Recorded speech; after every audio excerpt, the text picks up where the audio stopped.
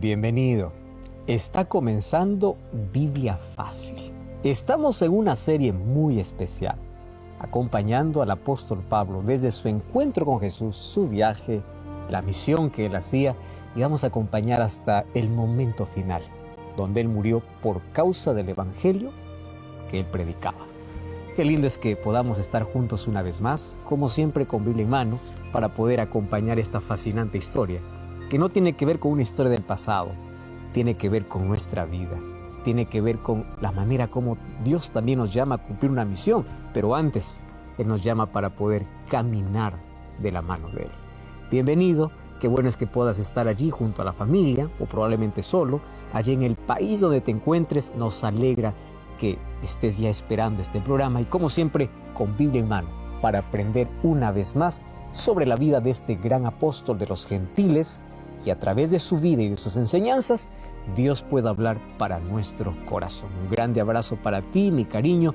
Quiero agradecerte allí por los mensajes que siempre nos envías, por las historias que nos estás contando de cómo Dios está trabajando en tu corazón y nos alegra tanto. Desde aquí queremos decirte que oramos por ti y oramos para que tú puedas ser alcanzado por el poder y la gracia de Jesús. Antes de abrir la Biblia, yo quiero ofrecerte un presente, un regalo. Se trata de el DVD Pablo, el mensajero de la cruz. Aquí vas a encontrar 15 temas que fueron grabados para que de manera didáctica tú puedas aprender grandes enseñanzas que Dios nos dejó a través del apóstol Pablo. ¿Qué tiene que decir Pablo sobre la muerte, sobre la ley, sobre la sexualidad, sobre la prosperidad, sobre el arrebatamiento? En fin, tantos temas que para muchos puede traer confusión, hoy puede traer tanta claridad a tu vida. Tú puedes solicitarlo a través de nuestro número de WhatsApp, que es el más 5512 9810 1460, o ingresando a nuestro sitio web, estudielabiblia.com. Vas a encontrar este material y otros materiales allí para que juntos podamos comprender el plan que Dios tiene para nuestra vida. ¿Estás listo? Yo estoy aquí preparado y como siempre, antes de abrir la Biblia, abrimos nuestro corazón a Dios en oración. Oramos. Querido Dios, te damos gracias por esta oportunidad que tenemos de abrir tu palabra. Tenemos libertad para hacerlo y con alegría abrimos para poder encontrar grandes enseñanzas para nuestra vida. Suplicamos que tu presencia esté con nosotros, que tu Santo Espíritu una vez más nos muestre el camino, nos abrace, nos instruya, nos diga qué hacer, y a través de la vida del apóstol Pablo podamos también recibir un llamado para nosotros. En el nombre de Jesús te pedimos. Amén. Ahora quiero invitarte para que tú puedas abrir tu Biblia y vamos juntos al libro de Hechos capítulo 17.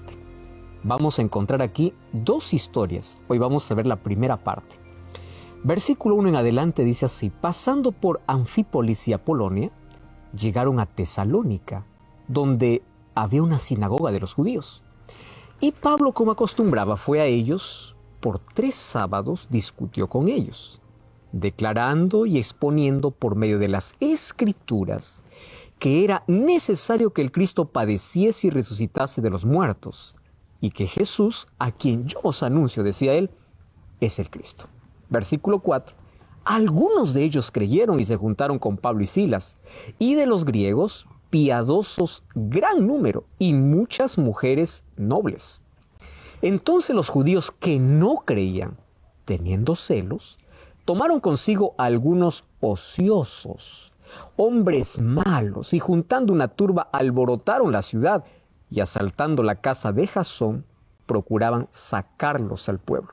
Pero no hallándolos, trajeron a Jasón y algunos de sus hermanos ante las autoridades de la ciudad, gritando: estos que trastornan el mundo entero han venido acá, los cuales Jasón ha recibido, y todos estos están en contra de los decretos de César, diciendo que hay otro rey, que es Jesús. Alborotaron al pueblo y a las autoridades de la ciudad, y oyendo estas cosas, pero obtenida fianza de Jasón y los demás, los soltaron. Inmediatamente los hermanos enviaron de noche a Pablo y Silas hasta Berea, y habiendo llegado, entraron en la sinagoga de los judíos. Y estos eran más nobles que los que estaban en Tesalónica, pues recibieron la palabra con toda solicitud, escudriñando cada día las Escrituras para ver si estas cosas eran así. Es interesante ver esta historia. ¿Sabes que después de Filipos, Pablo y su grupo viajaron hacia el norte, a Anfípolis y a Polonia.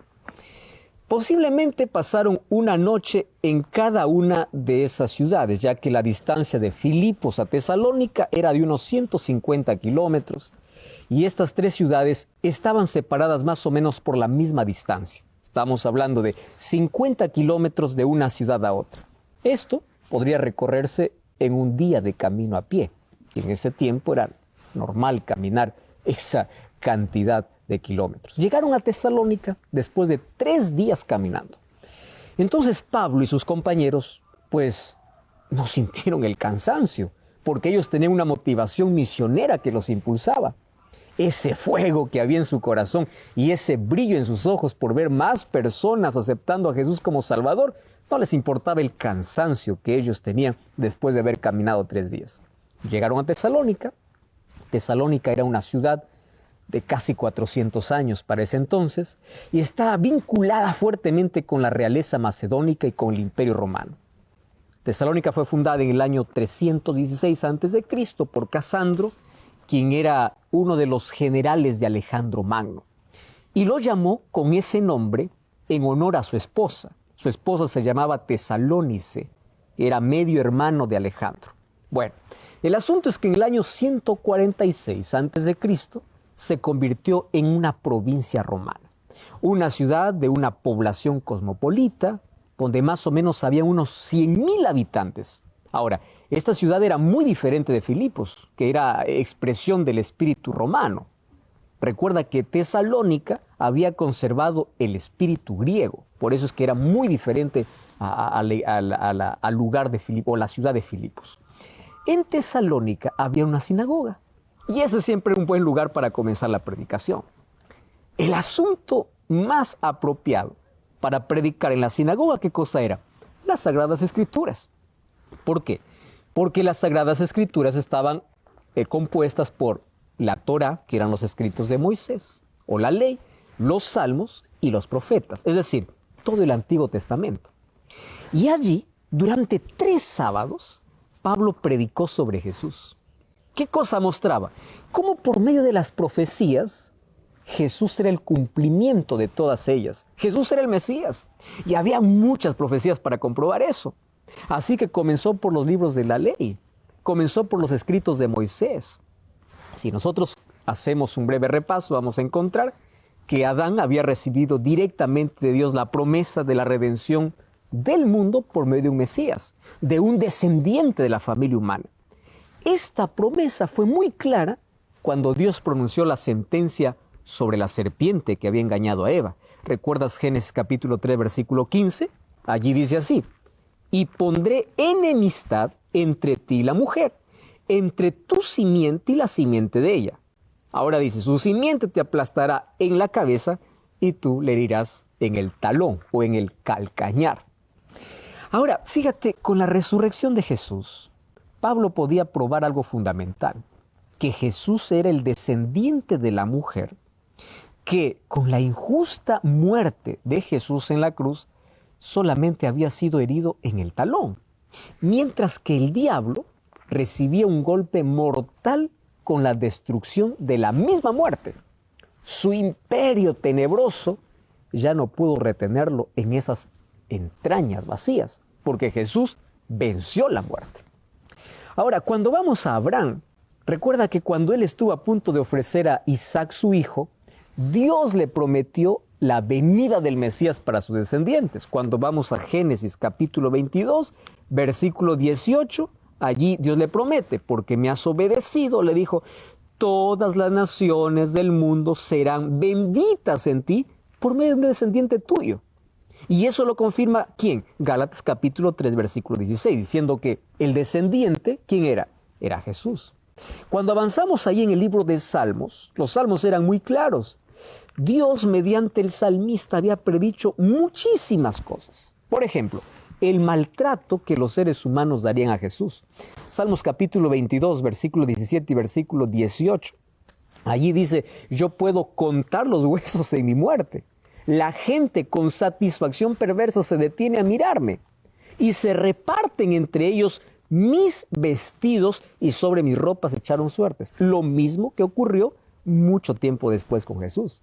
Cuando vamos a Salmo 66, 8, allí vamos a ver los insultos que dieron a Jesús ya predichos. Ahora, allí dice, por ejemplo, que nadie hubo quien consuele a Jesús. Es más, estaba predicho que le iban a dar un poco de hiel cuando él pedía un poco de agua. Todo estaba predicho ya desde el Antiguo Testamento. Ahora, al ver todas estas evidencias, ¿cómo se habrá comprimido el corazón de los oyentes? Porque cuando Pablo leía las Escrituras y las comparaba con la experiencia de Jesús sobre el maltrato que recibió de todos, cuando él a todos hizo bien y dio la salvación y la vida eterna, y todo lo que recibió fue el maltrato, mas esto ya estaba predicho en las profecías, esto ya estaba en los profetas, mensajes penetrantes, mensajes precisos, ya estaban mencionadas que se iban a cumplir en la vida de Jesús.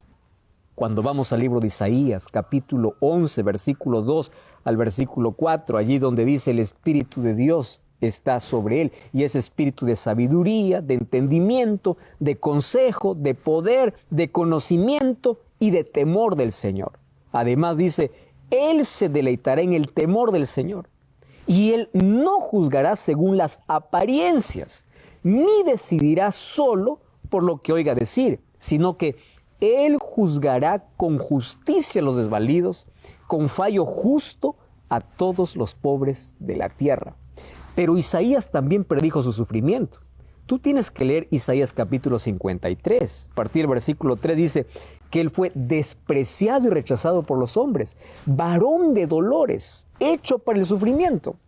O sea, todos los que miraban a Jesús pudieron ver el cumplimiento de esta profecía. Además dice, él cargó nuestras enfermedades, él soportó nuestros dolores, pero nosotros lo consideramos por herido y golpeado por Dios. Allí dice que él fue traspasado por nuestras rebeliones, él fue molido por nuestras iniquidades, y sobre él cayó nuestro castigo. El precio de la paz que todos nosotros recibimos fue gracias a sus heridas, porque ahí el texto dice, por sus heridas fuimos sanados. ¿Sabes que el libro de Jeremías también anunció la venida de Jesús? Y él en Jeremías 23, versículo 5, lo menciona como justicia nuestra. Allí dice, vendrán días, dice el Señor, que de la simiente de David hará resurgir un renuevo justo. Él reinará con sabiduría y practicará el derecho y la justicia. En esos días, Judá será salvado y Israel morará seguro. Y este es el nombre que se le dará, Jehová, justicia nuestra. Cuando avanzamos en los profetas, pues encontramos a Daniel. Daniel también profetizó acerca de la fecha del bautismo de Jesús. Cuando el ángel Gabriel le visitó para explicar la profecía de las 2300 tardes y mañanas de Daniel 8:14, en Daniel capítulo 9, versículo 25 dice, sabe pues y entiende que desde la salida del decreto para restaurar y reedificar Jerusalén hasta el ungimiento del Mesías príncipe, habrán 7 semanas y 62 semanas, haciendo un total de 69 semanas. Ese tiempo que menciona el ángel comenzó en el año 457 a.C., cuando salió el decreto de la reedificación de Jerusalén. Y si sumamos, pues nos lleva al año 27 después de Cristo, la fecha cuando Jesús fue bautizado. Cuando vamos al libro de Miqueas, capítulo 5, versículo 2, habla de el lugar donde Jesús iba a nacer. Allí Miqueas 5:2 dice, de ti, Belén Efrata, pequeña entre todas las tribus, de ti saldrá el Señor de Israel. Cuando el apóstol Pablo citaba aquellas profecías sobre el sufrimiento del Mesías, sobre todo lo que anunciaba, sobre la misión que tenía el Mesías, cómo él vino a ser hombre y entre los seres humanos vino a morir para luego darnos esperanza de vida, para poder resucitar, para poder sacarnos de la muerte. Todos los que estaban en Tesalónica no podían negarlas porque estaban en las Escrituras. Entonces es algo innegable. Ahora, Pablo, con todo el poder de las Escrituras, él agregaba lo siguiente: Jesús, a quien yo os anuncio, es el Mesías, porque todas las evidencias estaban. Y claro que todos debieron haber creído. Pero la congregación dice que se dividió en dos grupos. Unos creían, otros no. ¿Cómo es posible que después de ver tanta evidencia no pueden creer? Claro. Y el grupo de creyentes fue numeroso, porque incluyó algunos judíos y un gran número de griegos, y dice, y muchas mujeres nobles. O sea, ellos se convirtieron en seguidores de Jesús porque aceptaron aquello que Pablo les estaba predicando. Pero ocurre un problema. El grupo de los que no creyeron se pusieron celosos. Y ese celo mezclado con envidia, que luego generó acciones violentas y enemigas, esa actitud enemiga, que luego se transformó en persecución. Primero fue oculta, pero luego fue abierta. ¿Qué cosa hizo este grupo que rechazó el mensaje? Mira lo que hicieron. Buscaron un grupo de hombres ociosos. Así dice el texto. Bueno, como siempre los ociosos, opositores naturales al trabajo productivo, ellos están siempre listos para complicar la vida de todo el mundo, ¿verdad? Así que tuvo que haber existido dinero de por medio, porque ningún ocioso hace algo por idealismo, porque cree en algo, mucho menos a favor de ideas que ellos mismos no creen. Estos ociosos juntaron una turba de personas con argumentos políticos y alborotaron a la ciudad. Y una vez que la multitud había perdido el control racional de sus acciones, pues allí fue muy fácil llevarlos a otra acción. En ese instante, los que tomaron allí el control de las acciones ya no fueron los ociosos. Allí, ¿quiénes fueron? Los incrédulos, porque ellos estaban detrás de todo. Y bajo los efectos de esa mente enemiga, dirigieron a la multitud hacia la casa de Jasón, acusándolos de manera injusta. ¿Qué cosa querían?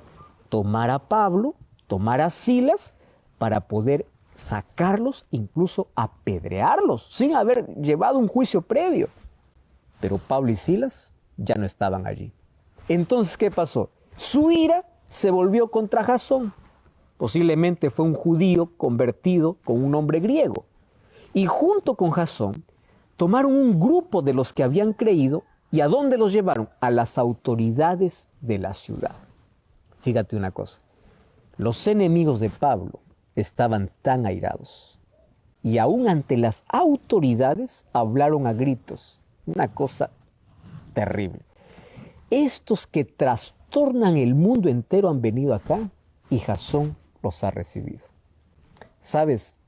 Ellos acusaron así, estos contradicen los decretos de César, diciendo que hay otro rey que es Jesús. O sea, transformaron una cuestión exclusivamente religiosa en una cuestión política. ¿Qué cosa hicieron? Mezclaron la religión con la política y crearon una confusión.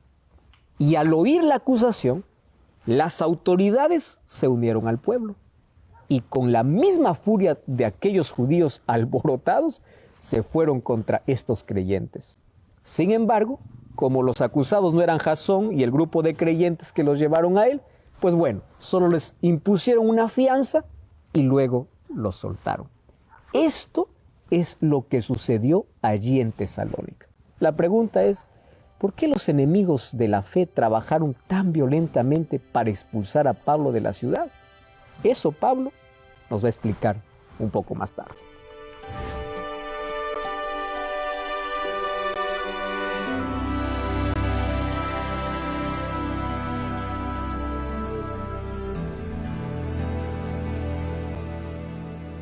El apóstol Pablo lo explicó más tarde en una carta que escribió a los cristianos que había en esa ciudad.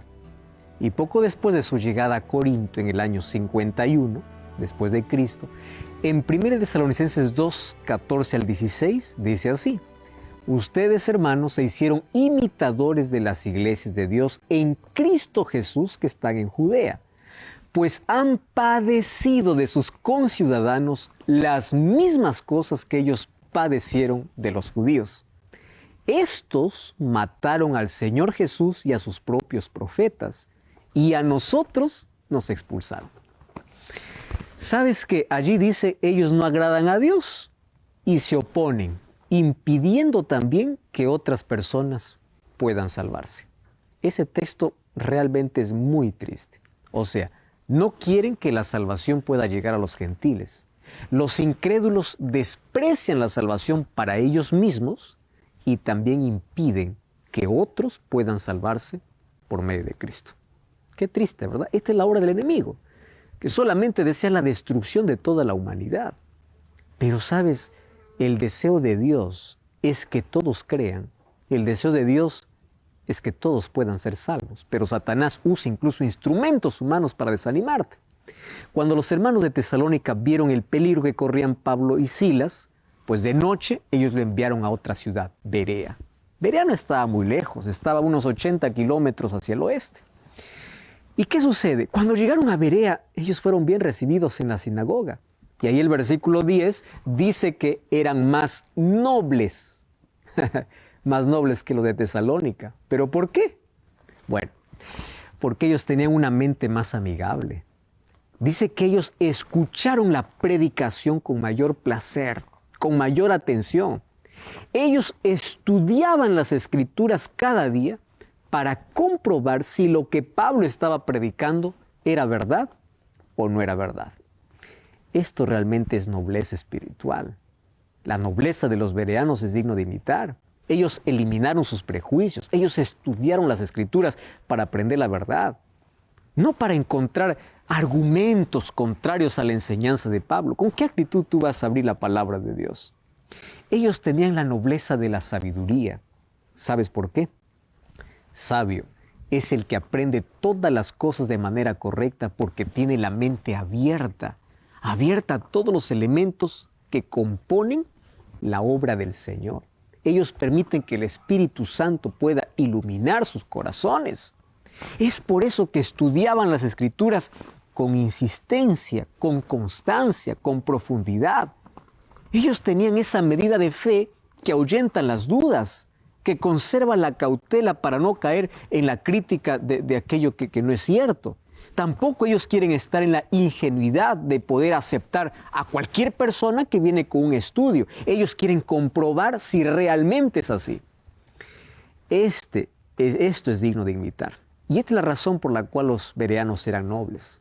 Sabes que el resultado fue excelente. Allí muchos judíos creyeron, muchos griegos también.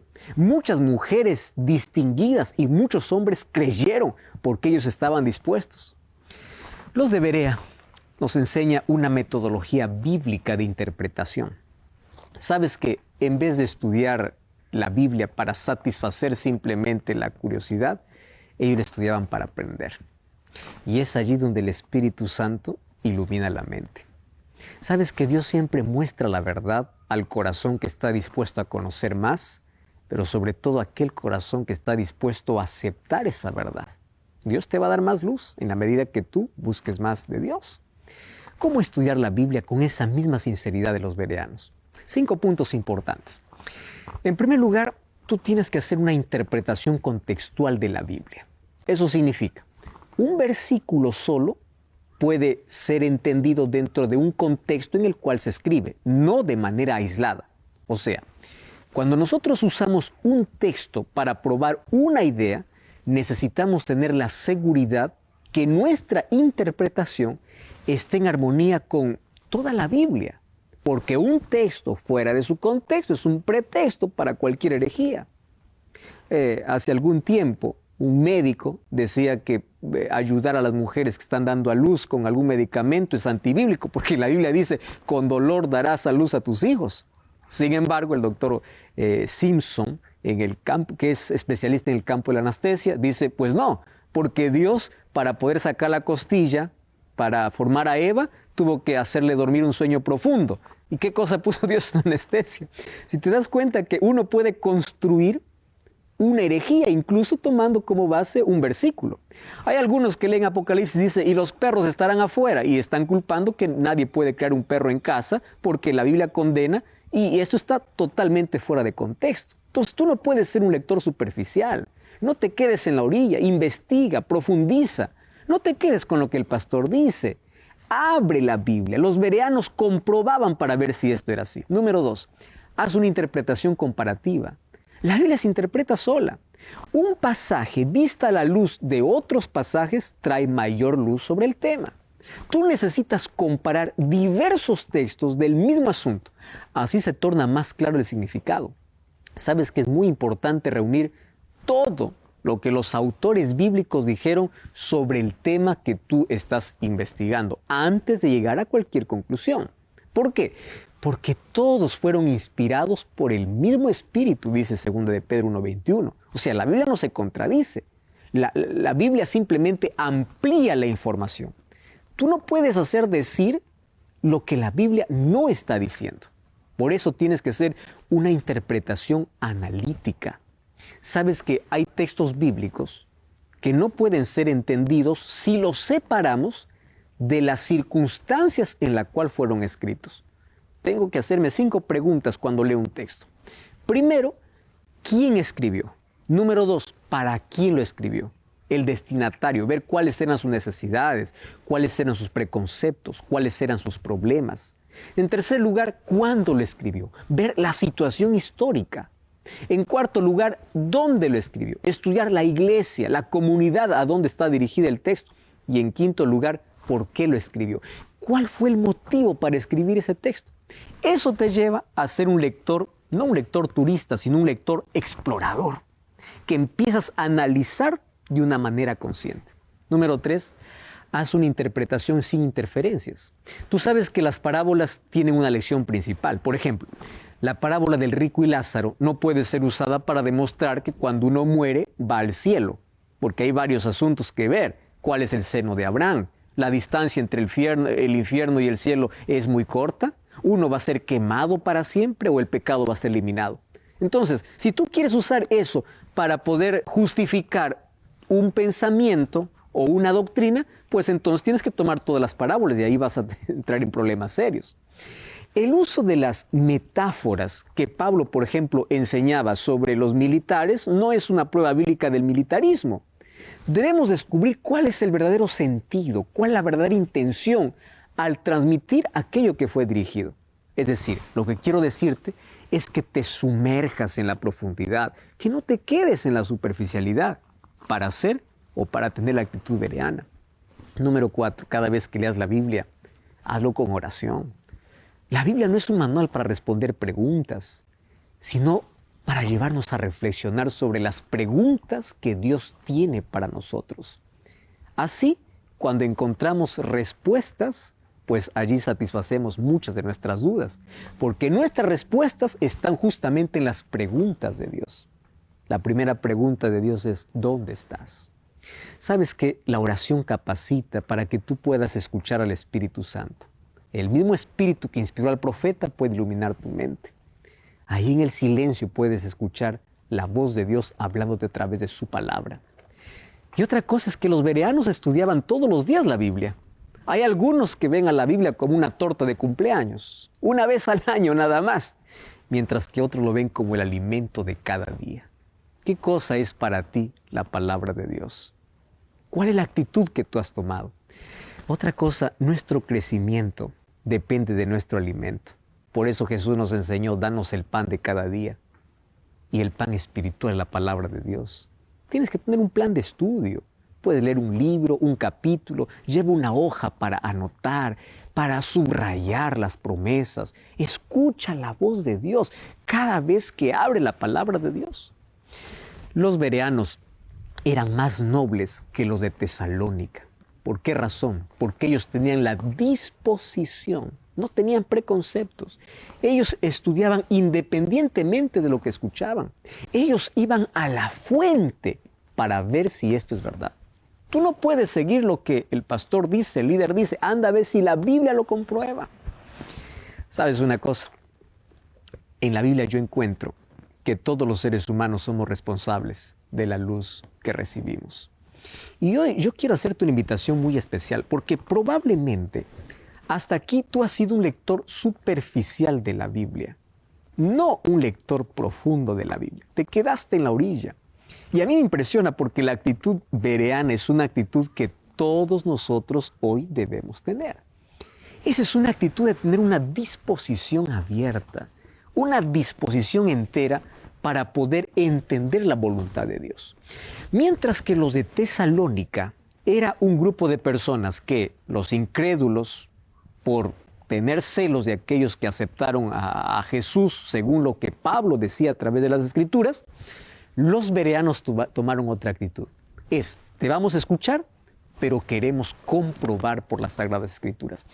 Y aquí viene mi invitación para ti, porque probablemente tú estás siguiendo muchas costumbres, estás escuchando muchos sermones y has escuchado tantos mensajes en la vida y tú estás siguiendo algunas cosas que no has comprobado todavía con la palabra de Dios.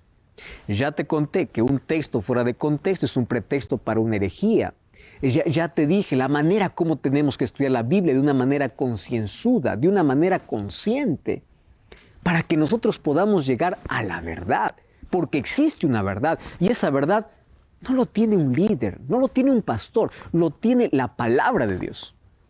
Juan 17:17 dice, santifícalos en tu verdad, porque tu palabra es verdad. Si tú quieres estar lejos de la mentira, tienes que estar cerca de la verdad. Y para estar cerca de la verdad, tienes que tomar la actitud de los bereanos. Escudriñar, comprobar que aquello que te están explicando, aquello que estás siguiendo, aquello que estás haciendo, tiene una base bíblica, escrito está. Muchas personas edifican sus creencias no sobre la roca, sino edifican sus creencias sobre la arena. Y es muy triste ver que hay tantas personas que están edificados sobre tradiciones humanas, sobre costumbres humanas, sobre la religión popular o sobre la religión de la familia. Mas hoy quiero invitarte para que hoy, en actitud de oración, tú vayas a Dios y le digas, Señor, yo quiero comprobar si todo lo que creo está en tu palabra. Si así como me enseñan, está en tu palabra. Si tú tomas esa actitud, Dios te va a bendecir en gran manera.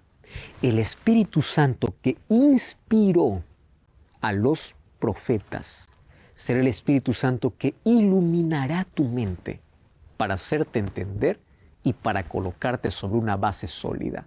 Una de las cosas que a mí me encanta es lo siguiente, que Dios siempre da luz para aquellos que buscan luz. Y si tú tienes la necesidad de poder encontrar la verdad, de poder encontrar la luz, si tú tienes realmente la necesidad de poder conocer de Jesús, Dios nunca te dejará en tinieblas, nunca te dejará en tinieblas. Y si quieres conocer la voluntad de Dios, hay un solo lugar donde tienes que ir, la palabra de Dios. Una de las cosas interesantes en esta historia es que Pablo conocía perfectamente la Biblia. Las Escrituras, ¿recuerdas cuando él mostraba para los de Tesalónica contextos bíblicos sobre quién era Jesús? Eso dice mucho de un cristianismo real. Eso dice mucho de la manera como tú te relacionas con la palabra de Dios. ¿De qué está lleno tu mente? ¿De qué has llenado? ¿De promesas o de cosas vanas? ¿De qué está llena tu cabeza? ¿De la palabra de Dios? Mientras más estudies la palabra de Dios, tu fe va a crecer. Porque la fe viene por el oír y el oír la palabra de Dios. Ahora, aquí en el capítulo 17 de Hechos encontramos lecciones importantísimas para nuestra vida. Y esas lecciones tienen que ser aplicadas hoy, en este momento. Por eso, hoy Dios quiere hablar a tu corazón a través de esta historia que hoy te comenté.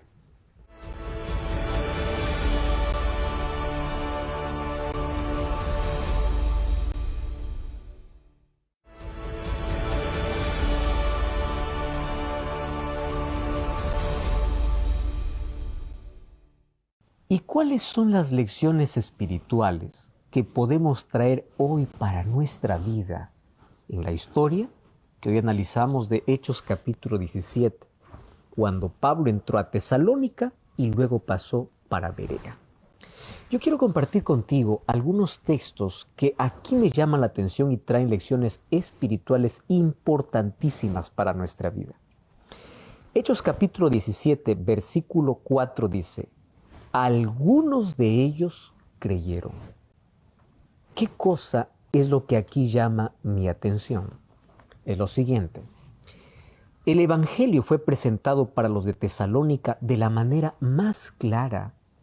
Había tanta evidencia que ya te mostramos aquí cómo Pablo podría escudriñar las Sagradas Escrituras tomando desde los primeros libros, desde el Pentateuco, desde Génesis, pasando por los profetas, O sea, era tan claro, pero tan claro el mensaje, que solo algunos creyeron. Sabes que muchas personas rechazan la verdad que saben. Puede ser que esté hablando para alguien que está colocando por encima de la palabra de Dios su creencia, su tradición. Tú sabes que hay cosas que no tienen base bíblica y no crees, desprecias la verdad. Me llama la atención de que solamente algunos creyeron. Ahora, ¿es posible ver tanta evidencia y aún así rechazar? Es posible, porque la incredulidad es colocada por encima de la fe. Hay personas que colocan sus propios intereses por encima de la palabra de Dios. Hay personas que colocan la palabra del pastor por encima de la palabra de Dios. Hay personas que colocan la placa de su religión por encima de la palabra de Dios. Solamente algunos creyeron. La palabra de Dios es tan clara, es tan evidente. La palabra de Dios no hay manera de poder confundirla. Pero hay algunos que aún conociendo la verdad, deciden rechazarlo.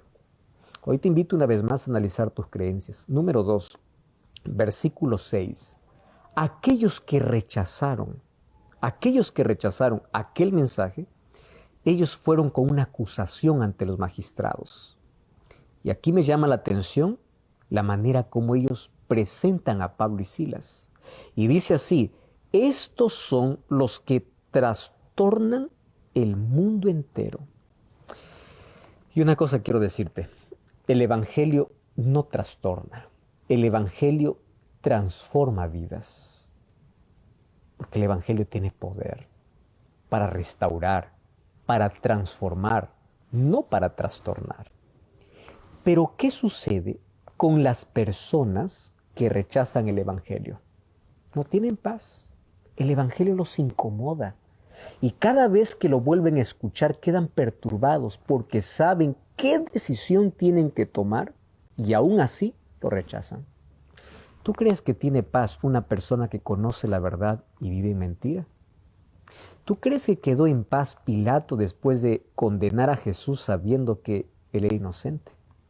¿Tú crees que está en paz una persona que conoció a Jesús y se desvió del camino y sabe dónde debe estar, en qué camino debe estar, mas está lejos de Dios?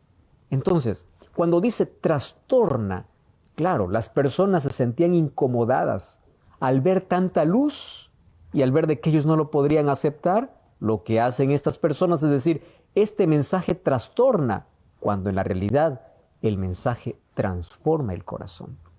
Aquellos que no permiten que el Evangelio los transforme, finalmente ellos van a pensar que el Evangelio trastorna, cuando en la realidad lo que hace el Evangelio es transformar la vida. Una tercera frase o expresión está en el versículo 11, cuando los de Tesalónica hicieron todo ese alboroto y quisieron allí acusar y prender a Pablo y Silas. Ellos tuvieron que ir para Berea. Y ya vimos aquí las razones por las cuales los bereanos eran más nobles. Pero quiero analizar una palabra. Y dice así el versículo 11 del capítulo 17 de Hechos, que eran más nobles que los que estaban en Tesalónica, porque recibieron la palabra con toda solicitud. ¿Cuánto deseo tienes tú para recibir la palabra de Dios? ¿Cuánta disposición tienes tú para poder recibirla? Ahora, no solamente la recibieron, allí viene un verbo importantísimo que tiene que ver con una actitud humana frente a la palabra de Dios. Escudriñando cada día, no cada semana, no cada mes, no de vez en cuando, no cuando hay crisis, no, cada día. ¿Y cuál es la palabra aquí importantísima? Escudriñar. Escudriñar es profundizar. Escudriñar es meditar, es reflexionar. Jesús ya mencionó, escudriñad las Escrituras, porque en ellas encontráis esperanza, encontráis vida eterna, y ellas son las que dan testimonio de mí. Tú sabes que en cada página de la Biblia se muestra Jesucristo. Desde la primera página aparece creando, hasta la última página llamando al ser humano. Y en toda la Biblia encontramos el amor de Dios, encontramos a Jesús. Ahora, cuando uno escudriña la Biblia, es como aquel que va en busca de un tesoro. El tesoro no está en la superficie, el tesoro está en la profundidad. Y para llegar hasta ese tesoro hay que cavar, hay que esforzarnos. Si tú quieres descubrir el verdadero tesoro para la vida, tú tienes que escudriñar. Los bereanos eran más nobles, no solamente porque aceptaron la palabra, sino que ellos fueron a comprobar, ellos fueron a escudriñar. ¿Tú estás escudriñando la palabra de Dios? ¿Sabes que en la Biblia yo encuentro que este libro sagrado, que muchos lo tienen como amuleto, muchos lo tienen en la biblioteca solamente para llenar un espacio, este libro transforma, cambia vidas. Aquí en este libro no solamente hay historia, no solamente hay ciencia, aquí está el plan de salvación para el ser humano. Este es el manual de felicidad para que tengas una mejor salud, mejor finanzas, mejor vida, una mejor familia. Este es el libro que necesitas para tu vida. Salmo 119, 105 dice, lámpara es a mis pies tu palabra y lumbrera mi camino. Sabes que vivimos en un mundo lleno de oscuridad, lleno de inmoralidad, lleno de dolor, de sufrimiento. Y en la oscuridad del mundo, la única luz que se levanta para iluminar al ser humano es la palabra de Dios. Entonces, tú decides o andar en luz o caminar en tinieblas. Pero aquel que anda en tinieblas tropieza, cae, se resbala, se hiere. Entonces evita heridas en la vida. Toma la luz, toma la palabra de Dios. La Biblia también es comparada como una espada. Hebreos 4 dice que es como una espada de dos filos. Una espada, ¿por qué? Porque es una defensa personal contra el enemigo. Jesús venció en el desierto con el poder de la palabra de Dios. Pero también es una espada porque discierne. Porque cuando entra a tu vida, puede llegar a los cantos más oscuros de tu corazón. Aquellos cuartos de tu vida que tú los tienes allí con candado y no quieres que nadie abra, porque allí hay heridas escondidas, hay traumas desde la niñez, hay cosas escondidas en toda la vida. La palabra de Dios discierne, entra para poder transformar. La palabra de Dios también es comparada a un martillo que puede romper la incredulidad, que puede quebrar barreras. Y la palabra de Dios también es comparada al pan. ¿Por qué al pan? Porque es el alimento espiritual, así como tú te esfuerzas para buscar el alimento cada día para fortalecer tu cuerpo, para estar bien físicamente, para poder estar firme ante las enfermedades. Tú necesitas alimentar tu alma. Cuando hablo de alma, no estoy hablando de algo que está fuera del cuerpo, para alimentar tu vida, para fortalecerte en los momentos más difíciles. Aquel que piensa permanecer firme delante de las circunstancias tiene que estar alimentado con la palabra de Dios. Entonces, en la Biblia encuentro varias figuras para poder ilustrar la palabra de Dios. Y los bereanos escudriñaban las Escrituras y lo hacían cada día. No cada vez que se acordaban, no cada vez que lo pasaban mal, cada día. Esta debe ser la actitud de todo hijo de Dios. Esta es la que nos permite tener un relacionamiento cercano con Dios. ¿Cómo podemos conocer mejor el carácter de Dios? ¿Cómo podemos encontrar respuestas para las diferentes interrogantes de la vida? Pues aquí está en la palabra de Dios. Mas hay una figura que enternece mi corazón. ¿Sabes que Jesús dijo en el libro de Lucas, capítulo 8, versículo 11? Mira lo que dice el libro de Lucas, capítulo 8, versículo 11. Cuando Jesús explica la parábola del buen sembrador, allí en Lucas capítulo 8, versículo 11, es muy claro al decir, y él dice lo siguiente: y la semilla de esta parábola es la palabra de Dios. Voy a repetir una vez más. La semilla es la palabra de Dios. ¿Y qué cosa es interesante esta ilustración de que la semilla es la palabra de Dios? Tú conoces una semilla. Sabes que una semilla puede ser tan pequeña, tan insignificante, pero cuando cae en la tierra, ¿qué cosa sucede con la semilla? La semilla comienza a traer vida. Algo tan pequeño e insignificante puede crear, puede tener vida y puede nacer una planta y esa planta puede hacerse grande y puede dar frutos. Esto me gusta de la palabra de Dios. Es como una semilla que cuando se siembra en tu corazón y tú permites que pueda crecer, te va a dar satisfacción, te va a dar esperanza, te va a dar frutos para vida eterna. Solo que Satanás ha intentado robar esa semilla. Por eso es que tú estás distraído para no poder conocer de la palabra de Dios. Por eso es que hay tantas distracciones hoy que no hay tiempo para abrir la palabra de Dios. Porque Satanás quiere impedir que la semilla primero caiga en tu corazón. Y cuando cae en tu corazón, ahora quiere impedir que la semilla crezca. Y allí aparecen las espinas de la vida, las distracciones de la vida, las cosas de esta vida que absorben nuestro tiempo, que absorben todo, que cambian. ¿Ya te diste cuenta la importancia de tener la actitud bereana? Escudriñar las Sagradas Escrituras. Sabes que este es el único libro que puede transformar tu vida para siempre. Hace algún tiempo escuché la historia de un misionero que estaba caminando por un puente y al pie del puente veía, mientras él iba para poder predicar, siempre a un drogadicto, todos los días fumando. Un día dice, yo estoy visitando a tantas personas, ¿por qué no puedo alcanzar la palabra de Dios a este drogadicto?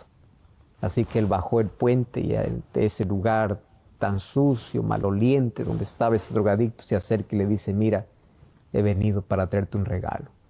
Y aparte de darle algunas cosas básicas para alimentarse, le dice, también he traído alimento espiritual.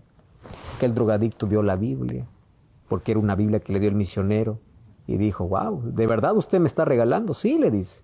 Está bueno, le dice, porque a mí no me gusta la Biblia, pero me gustan sus hojas. Estas son ideales para fumar. Aquel misionero, como ya había dado el regalo, le dice, bueno, vamos a hacer un trato, ¿te parece? Si quieres, fuma la Biblia, pero antes de fumar cada página, quiero que leas la página. Hacemos ese trato. Yo te doy la Biblia, si tú quieres, puedes fumar, pero antes puedes leer cada página, antes de fumar. Entonces dice, y yo te recomiendo que puedas comenzar por los evangelios. Comenzó página 1, leyó, fumó. Página 2, leyó, fumó. Página 3, leyó, fumó. Página 4, cuando llegó a la página 5, dijo, yo no puedo fumar más, porque se encontró con Jesús. Aquel que tiene un encuentro con Dios mediante su palabra, cambia, transforma la vida, limpia los pensamientos. ¿Con qué limpiará el joven su camino? Dice Salmo 119:11. Pues la respuesta es única, con guardar tu palabra. Qué importante es poder ver que esa actitud es la que nosotros debemos tener. Ahora, déjame hacerte solo una pregunta final. Y la pregunta final es, ¿cuál es tu actitud? ¿La de Tesalónica o la de los bereanos? Los de Tesalónica tuvieron tanta luz, pero la despreciaron. Finalmente te digo que cada uno es responsable de la luz que recibe, de la luz que vive o de la luz que desprecia. Jesús un día dijo en Mateo 11:24, ¡ay de ti, Corazín! ¡Ay de ti, Betsaida! Si los milagros que hice en ti se hubieran hecho en otras ciudades que fueron destruidas, se hubieran arrepentido. Ese mensaje también es para ti. Tanta luz has recibido, pero hasta ahora has rechazado. Cada uno es responsable de la luz que ha recibido. Hoy te invito a tomar una decisión. La decisión de la actitud de los bereanos. Esa actitud donde cada día se escudriña la Biblia, donde cada día se comprueba que aquello que estoy viviendo está en armonía con la voluntad de Dios. Las cosas que estoy haciendo están dentro del plan de Dios. Eso es el resultado de una actitud noble. Y Dios está buscando bereanos, aquellos que aceptan la palabra y aquellos que escudriñan la palabra. Porque la palabra de Dios es vida, es transformación, es poder. Y hoy ha entrado a tu casa, ha entrado a tu corazón. Y si tú le permites, como una semilla crecerá y dará frutos para vida eterna. Yo voy a estar orando por ti. Toma tu Biblia y a partir de hoy vamos a pedir al Señor que Él nos ayude para que cada día podamos escudriñar su palabra, para que cada día nuestra vida pueda ser iluminada por su palabra. Solamente así descubriremos la felicidad, la esperanza, la salvación, porque aquí está revelado el plan de salvación que Dios tiene para la humanidad. Yo quiero orar contigo. Querido Dios, gracias por darnos tu palabra, por iluminar nuestro camino. Gracias porque a través de ella nos enseñas el plan de salvación. A partir de hoy queremos tomar una actitud correcta, la misma actitud que los bereanos tenían, de escudriñar cada día tu palabra, y coloca nuestra voluntad en armonía con la tuya. Queremos vivir tus principios y el plan que tienes para nosotros. Toma nuestra vida, acepta nuestra decisión, abrázanos con tus promesas. En el nombre de Jesús. Amén. Que Dios te bendiga. Cuánto me alegra que juntos hayamos aquí podido comprender una vez más el plan que Dios tiene para nuestra vida y el deseo que Él tiene para que cada día podamos crecer en fe, en esperanza, en fortaleza y en salvación. Hoy estamos ya finalizando aquí este capítulo. Sin embargo, en los próximos capítulos seguiremos acompañando al apóstol Pablo. Tiene otros viajes misioneros, tiene otros lugares a donde llegar. Y nosotros tenemos muchas otras lecciones para aprender. Que Dios te bendiga. Nos encontramos en la próxima.